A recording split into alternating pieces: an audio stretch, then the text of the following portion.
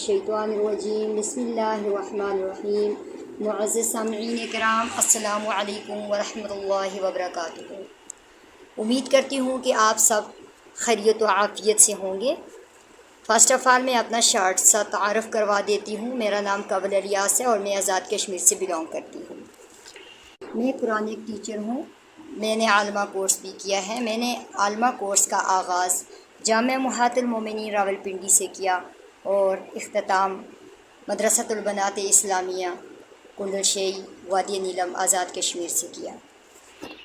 मेरा टीचिंग का काफ़ी एक्सपीरियंस रहा अल्हम्दुलिल्लाह, ऑनलाइन स्कूल में ऑनलाइन क्लासेस के हवाले से और मदरसा एकेडमी के हवाले से अल्हम्दुलिल्लाह। मुअज़्ज़ज़ सामीन किराम, दीन ऐसा है कि तअल्लमल कुरान व अल्लमहुन्नास, के कुरान पाक को सीखो और दूसरों तक पहुँचाओ। तो जब हमारे पास कोई बात है, हमारे सीने में कोई हदीस है, तो हमें ये लाज़िम है कि हम उसको दूसरों तक भी पहुँचाएँ। इतना ख़ुद पढ़ने से फ़ायदा नहीं जितना दूसरों तक पहुँचाने में फ़ायदा है। ठीक है। मुअज़्ज़ज़ सामीन किराम, मैं आपके पास जो आज पॉइंट ले कर आई हूँ, जो इबारत ले के आई हूँ, इंशाअल्लाह मुझे उम्मीद है अल्लाह रब्बुल इज़्ज़त से कि आप लोग मेरी वीडियो को बहुत अच्छे से वॉच करेंगे और इस पर ज़रूर अमल करेंगे इंशाअल्लाह अज़ीज़। उम्मीद है कि मेरी बात आप सब लोगों के दिल में ज़रूर उतरेगी और ये दीन की बात है। दीन की बातें सीखने में, दीन पे अमल करने में जो है जितना ज़्यादा हमें सवाब होता है वो दुनिया के किसी काम में नहीं होता। तो मेरा अनवान है, मैं आपका अपना टाइम वेस्ट करने के अलावा आगे बढ़ूँगी। तालिब इल्म की फ़ज़ीलत, कि इल्म के ताल्लुक़ की कितनी फ़ज़ीलत है। जो इल्म हासिल करते हैं उनकी कितनी बड़ी फ़ज़ीलत है। दीन की तालीम, आखिरत की तालीम। दुनिया के लिए तो हम बहुत डिग्रियाँ हासिल करते हैं, बहुत ज़्यादा पढ़ते हैं, लेकिन दीन का एक लफ्ज़ दुनिया की सारी तालीम पे भारी है। तो देखिए, इल्म जो है वो अंबिया इकराम की मीरास है। फ़क़ीह अबू लैस अपनी सनद के साथ कसीर बिन क़ैस रहमतुल्लाह से नकल करते हैं कि मैंने हज़रत अबू दाऊद रज़ियल्लाहु तआला अन्हु की खिदमत में दमिश्क की मस्जिद में बैठा था कि एक आदमी आया और कहने लगा, ए अबू दाऊद, मैं आपके पास मदीना तैयबा से एक हदीस सुनने के लिए हाज़िर हुआ हूँ कि मुझे मालूम है कि आप उसे बिला वास्ता हुज़ूर करीम सल्लल्लाहु अलैहि वसल्लम से नकल करते हैं। जब सल्लल्लाहु अलैहि वसल्लम का अल्फाज आए तो सल्लल्लाहु अलैहि वसल्लम कहा करें, इससे 10 नेकियां बुलंद और 10 गुनाह माफ़ होते हैं। हज़रत अबू दाऊद रज़ियल्लाहु तआला अन्हु ने कहा कि क्या सिर्फ यही मकसद है, तिजारत वगैरह कोई और मकसद नहीं? तो कहने लगा, नहीं, मैं सिर्फ इसीलिए आया हूँ। अबू दाऊद ने फरमाया कि मैंने रसूलुल्लाह सल्लल्लाहु अलैहि वसल्लम से सुना है कि वो फरमाते थे कि जो शख्स इल्म की तलब में एक रास्ता तय करते, अल्लाह ताला उसके लिए जन्नत के रास्तों में एक रास्ता आसान फरमा देते हैं और फरिश्ते तालिब इल्म पर खुश होकर उसके सामने अपने पर बिछाते हैं। देखिए, आलम के लिए आसमान और ज़मीन की कुल मखलूक इस्तग़फ़ार करती है और मछलियाँ पानी की तह में इस्तग़फ़ार करती हैं। और आलम की फ़जीलत आबद पर ऐसी है जैसे 14वीं रात की चाँद की फ़जीलत तमाम सितारों पर।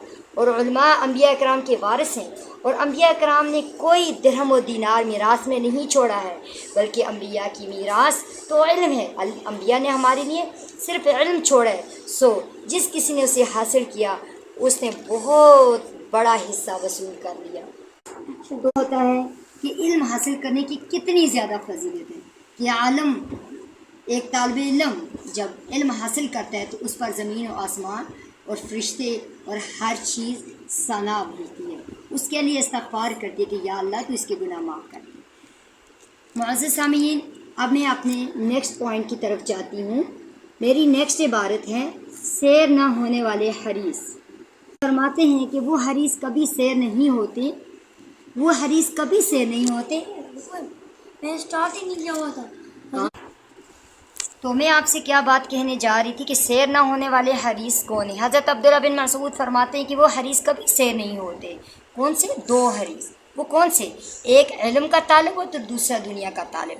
और ये दोनों अंजाम में बराबर नहीं। तालिब इल्म को तो हर घड़ी रहमान की रज़ामंदी में बढ़ता जा रहा है और दुनिया का तालिब हर आन सरकशी में। फिर आपने ये आयत तलावत फरमाई, इन्नमा यख्शल्लाहु मिन इबादिहिल उलमा, कि अल्लाह ताला का खौफ व खशियत तो उसके बंदों में सिर्फ अहले इल्म को हासिल होता है। اور پھر پڑھا کلا ان الانسان لیطغی اور رآہ استغنی، بے شک سچ مچ کافر آدمی آدمیت سے نکل جاتا ہے اس وجہ سے کہ اپنے آپ کو ابنائے جنس سے مستغنا دیکھتا ہے۔ تو اس سے دیکھیں آپ کو بھی اور ہمیں بھی یہ علم حاصل ہوتا ہے کہ یہ کون سے حریص ہوتے ہیں، کس کو کس کی حرص ہوتی ہے۔ جو دین کی حرص کرتا ہے اس کا کیا رتبہ ہے، اور جو دنیا کی حرص کرتا ہے اور اس کا کیا رتبہ ہے۔ معزز سامعین، نیکسٹ میرا پوائنٹ ہے، نیکسٹ میری عبارت ہے علمی حلقوں کا مقام، اور مجھے امید ہے کہ آپ اپنا قیمتی ٹائم نکالیں گے میرا یہ لیکچر، میرے یہ پوائنٹ اور میری یہ حدیث اور یہ دین کے متعلق باتیں سننے کے لیے انشاءاللہ العزیز۔ تو علمی حلقے کون سے ہوتے ہیں؟ ہم تو ایسے بہت سی مجلسوں میں بیٹھتے ہیں، بہت سی محفلوں میں بیٹھتے ہیں، تو اب میں آپ کو علم کی محفل، علم کے مجلس کے بارے میں بتاؤں گی۔ حضرت محمد بن سیرین فرماتے ہیں کہ میں بصرہ کی مسجد میں داخل ہوا، اسود بن سرعی واعظ کر رہے تھے، تمام اہل مسجد ان کے پاس جمع تھے، اور ان کے پیچھے کی جانب ایک طرف کچھ اہل فقہ بھی بیٹھے ہوئے تھے، فقہی مذاکرات میں لگے ہوئے تھے۔ میں نے اس علمی حلقے اور مجلس واعظ کے درمیان نماز پڑھی، فارغ ہو کر سوچنے لگا کہ کبھی کہتا کہ اسود کی مجلس میں چلا جاؤں، کیا معلوم انہیں قبولیت و رحمت نصیب ہو تو مجھے بھی حصہ مل جائے، اور کبھی میں کہتا کہ علمی حلقے میں جا بیٹھوں۔ دیکھیں ذرا کہ ان کی شان، کہ وہ سوچتے ہیں کون سی محفل میں بیٹھوں، شاید کوئی ایسا مسئلہ سن پاؤں جو پہلے سے سنا نہ ہو، اس پر عمل نصیب ہو جائے۔ میں اس کشمکش میں وہاں سے چل دیا اور کسی کے پاس بھی نہ بیٹھا۔ اگلی رات خواب میں کیا دیکھتا ہوں کہ ایک شخص مجھے کہہ رہا ہے اگر تو علمی حلقے میں بیٹھ جاتا جہاں فقہ کا مذاکرہ ہو رہا تھا تو ان کے ساتھ حضرت جبرائیل رضی اللہ تعالیٰ عنہ کو حضرت جبرائیل علیہ السلام کو بھی بیٹھے ہوئے پاتا، یعنی تو حضرت جبرائیل علیہ السلام کو بھی بیٹھے ہوئے پاتا اگر تو علمی حلقے میں بیٹھ جاتا۔ تو یہاں سے ہمیں یہ معلوم ہوتا ہے کہ علمی حلقوں میں جب ہمارے جبرائیل امین اترتے ہیں، وہ حلقے جہاں پہ فرشتے اترتے ہیں، ہم کیوں نہ ایسے حلقوں میں بیٹھے، ہم کیوں نہ ایسی مجلسوں میں بیٹھے، اور ہم ایسی جگہوں پہ کیوں بیٹھے جہاں پہ ہم غیبت کرتے ہیں، چغلی کرتے ہیں، بہتان باندھتے ہیں، جہاں پہ ہم بری محفل ہوتی ہے۔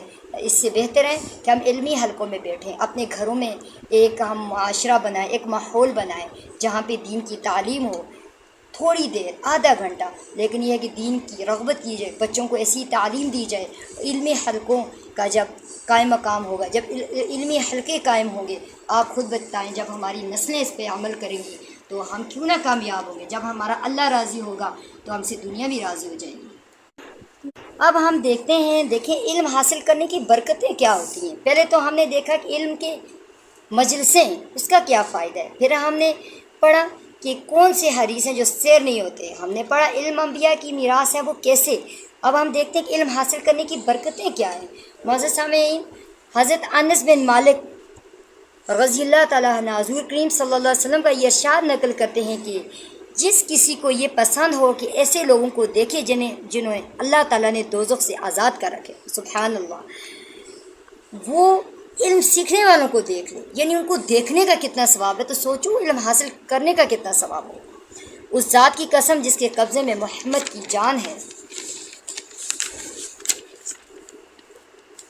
جو طالب علم کسی عالم کے دروازے پر چکر لگاتا ہے، اللہ تعالیٰ اسے ہر قدم کے بدلے اور ہر حرف کے بدلے 1 سال کی عبادت لکھتے ہیں، اور ہر قدم کے عوض اس کے لیے جنت میں ایک شہر بناتے ہیں۔ وہ زمین پر چلتا ہے تو زمین اس کے لیے استغفار کرتی ہے، اس کی صبح و شام مغفرت کی حالت میں ہوتی ہے، فرشتے اس کے لیے گواہی دیتے اور کہتے ہیں یہی لوگ ہیں جنہیں اللہ تعالیٰ نے آگ سے رہائی بخشی، سبحان اللہ۔ اللہ تعالیٰ زندگی دے تو ایمان پر اور موت دے تو ایمان پر۔ تو دیکھیں کہ عالم کی کیا فضیلت ہے، کیا برکت ہے، اس کے لیے کیا کہ اللہ تعالیٰ نے آسانیاں فرمائی ہیں۔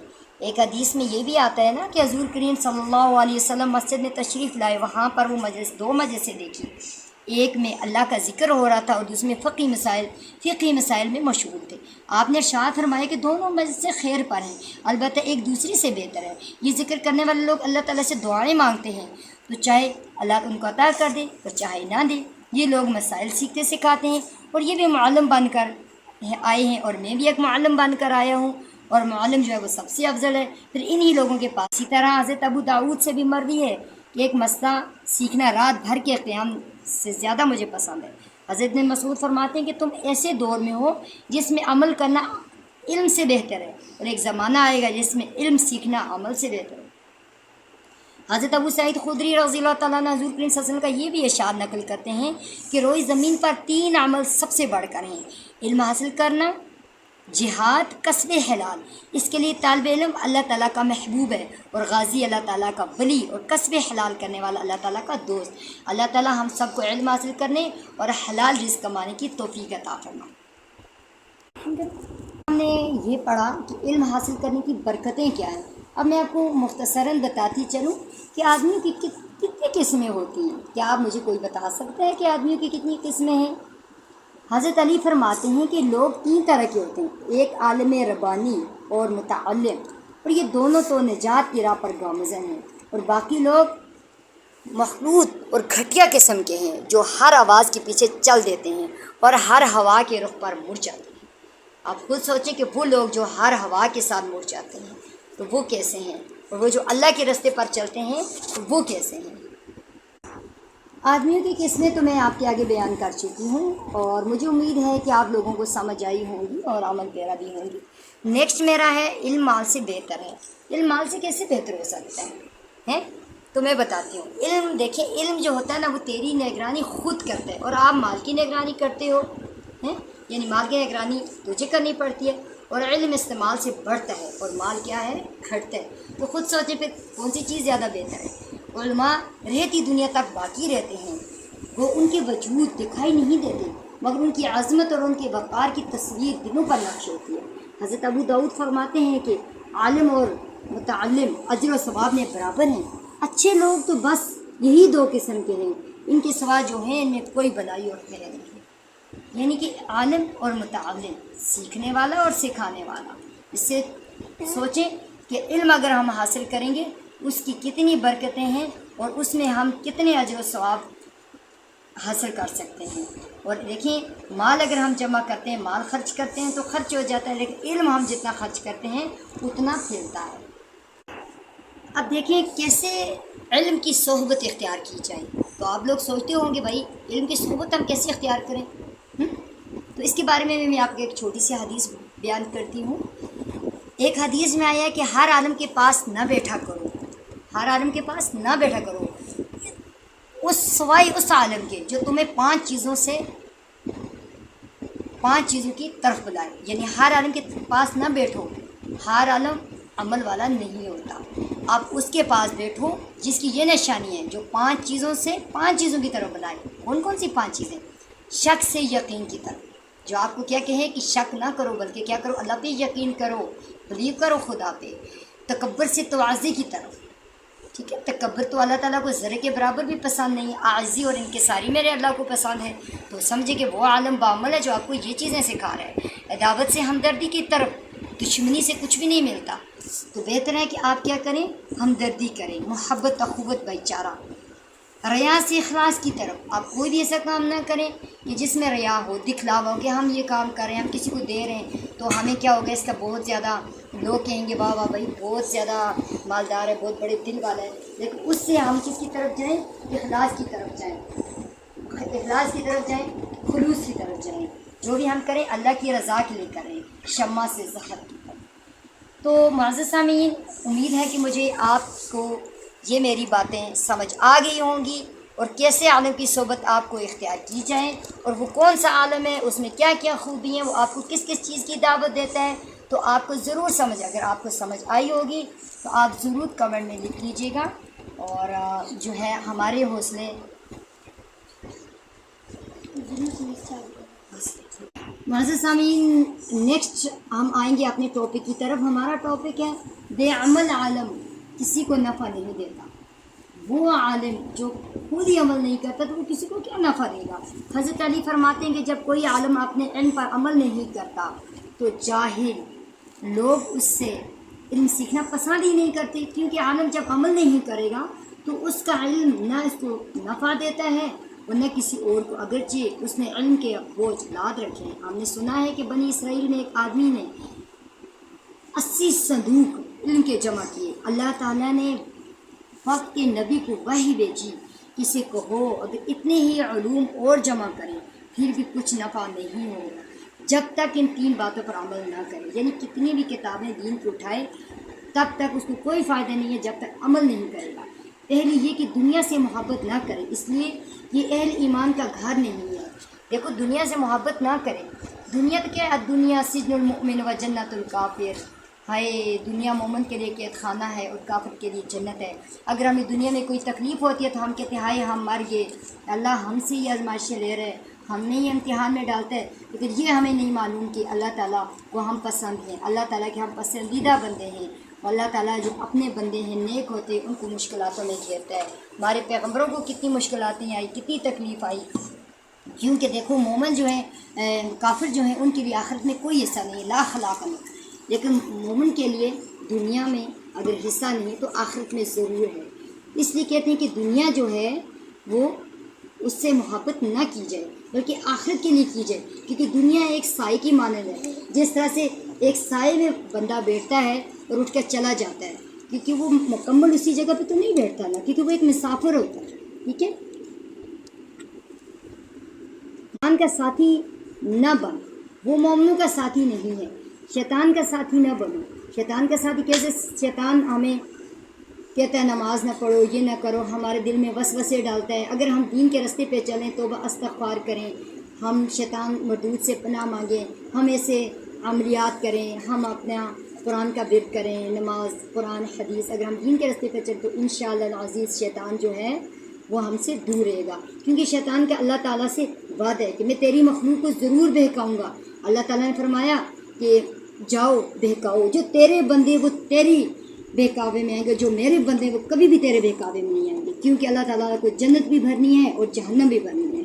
اس لیے جہنم میں وہی جائیں گے جو شیطان کے بہکاوے میں ہوں گے، اور جو جنت میں وہی جائیں گے جو میرے اللہ کی رضا کے مطابق اپنی زندگیاں گزار دیں گے۔ تیسری یہ کہ اہل ایمان کو ایذا نہ پہنچاؤ، یہ مومن کا کام نہیں جو ایمان والوں کو ایذا دیتے، ایمان والوں کو تکلیف نہ دو۔ کہیں ہم نے ایسے لوگ دیکھے ہیں جو آج کل کی نیشنلٹی کو دیکھتے ہیں، آج کل کے لوگوں کو دیکھتے ہیں، آج کل کے لوگوں کی چال چلن کو دیکھتے ہیں کہ وہ دیکھیں یہ دیکھو بھائی یہ تو ایسا ہے، یہ تو ویسا ہے، جب اسلام کے مطابق جو چلتا ہے اس کے اٹھنے بیٹھنے، اس کی سنت طریقے سے لباس پہننے، اس سب پہ وہ کیا کرتے ہیں، مذاق اڑاتے ہیں۔ تو سب اسلام والے بن جاؤ، ایسا لباس، کھانا پینا، رہن سہن، اٹھنا بیٹھنا سب اسلام کے مطابق ہو، اور ایسے لوگوں کو تکلیف نہ دو جو مومن ہیں، وہ اللہ کے پسندیدہ لوگ ہیں، ایسے لوگوں سے محبت کرو تو اللہ بھی کیا کرے گا، ہم سے محبت کرے گا۔ سفیان بن عیینہ رضی اللہ تعالیٰ عنہ فرماتے ہیں کہ جہالت لوگوں کے لیے کوئی اچھی بات نہیں، جو شخص اپنے علم پر عمل کرتا ہے وہ بڑے علماء میں سے ہے، اور جو عمل نہیں کرتا وہ جاہل ہے۔ ضروری نہیں ہے کہ کتابیں پڑھ کے بندہ عالم بنے، عالم وہی ہے جو ایک چیز سیکھتا ہے اور اس پہ عمل کرتا ہے اور دوسروں کو سکھاتا ہے۔ اور فرمایا کہ یہ معقولہ عام مشہور تھا کہ جاہل کو 70 ایسے گناہ معاف کر دیے جائیں گے، عالم کو ان میں سے ایک بھی معاف نہیں ہوگا، کیونکہ دیکھیں جاہل کو تو کچھ علم کا پتہ ہی نہیں ہوگا، تو وہ جتنے بھی گناہ کرے گا اللہ تعالیٰ اس کو معاف کر دے گا، لیکن عالم اگر ایک گناہ کرے گا اس کو معافی نہیں ملے گی۔ کیوں؟ کہ اس نے حدیث دیکھی، اس نے قرآن دیکھا، اس نے اللہ کی وعید سنی، اس نے تفسیر، اس نے اللہ تعالیٰ کے ہر ارشادات کو دیکھا، سنا، سمجھا، اور اگر اس پہ عمل نہیں کرے گا تو اللہ تعالیٰ ایسے لوگوں کو معاف نہیں کرتا۔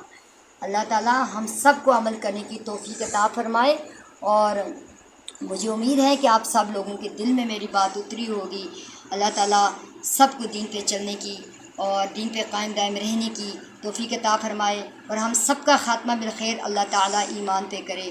اور میری آپ سب سے دعاؤں کی گزارش ہے، اور اللہ تعالیٰ ہم سب کو اپنے حفظ و ایمان میں رکھے۔ وآخر دعوانا ان الحمد للہ رب العالمین۔ السلام علیکم۔